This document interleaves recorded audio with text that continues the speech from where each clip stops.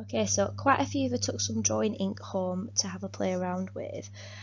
Sometimes with your sketchbook you want to do a couple of pages that appear experimental, playing around with marks, just so it's not too repetitive with the subject matter that you've chosen. So here's just one to show you that it's just different types of reactions, different types of marks, which you'll see kind of the end result here. On your page you can just lay it out as little tiny samples, and then have pieces afterwards that you've created using those techniques.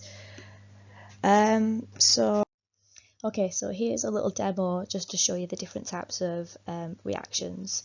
I'll just play the video for you. So I've used Quink on this one, which has a nice way of bleaching out when you put water on it.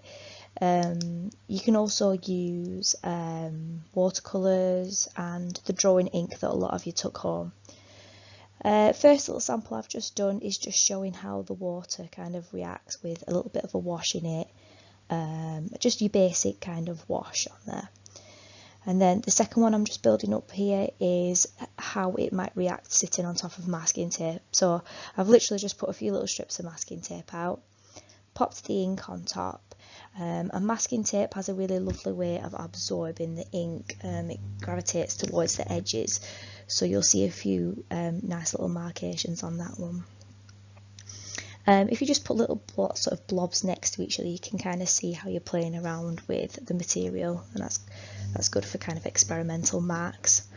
The next one I'm going to play around with is one that you've done in the workshops originally, which is just basically putting cling film on top of quite a wet surface, and it soaks up obviously into the cling film and leaves kind of little markations where the suction's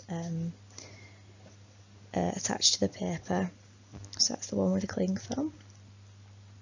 And you can see here I'm just building up now a nice selection of different marks.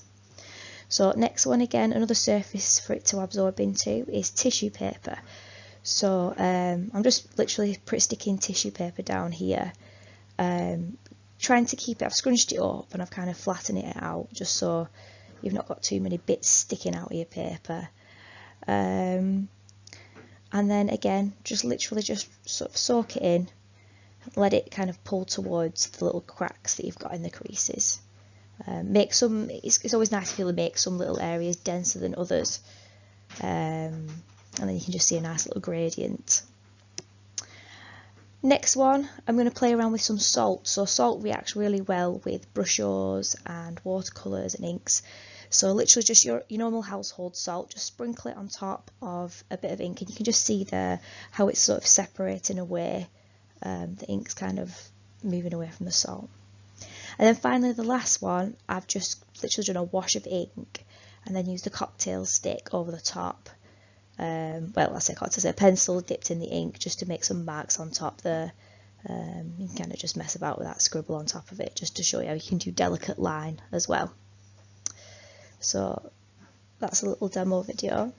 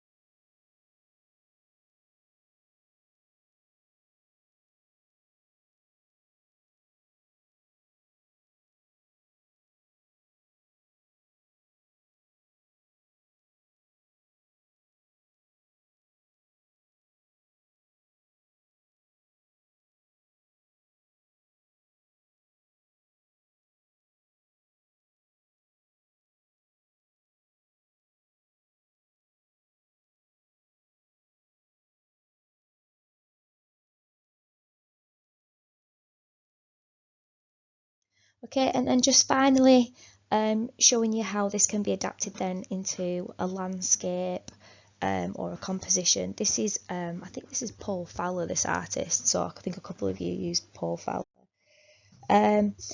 With this, just think about your horizon lines. I've just used masking tape to kind of give me a bit more of a straighter edge just there. Put a little bit of fluid ink over the top, got denser section where sort of the land might meet the sea. And then underneath I'm literally just sort of getting some dense areas basically just to show depth within the water, just peeling that bit of masking tape off there just so I can blend the two together and not make the line too harsh. Again, with this ink you can be really messy with it, don't be too controlled, like just go crazy. You can see how the ink's kind of just blending down and kind of just getting rid of that little bit of a line just there.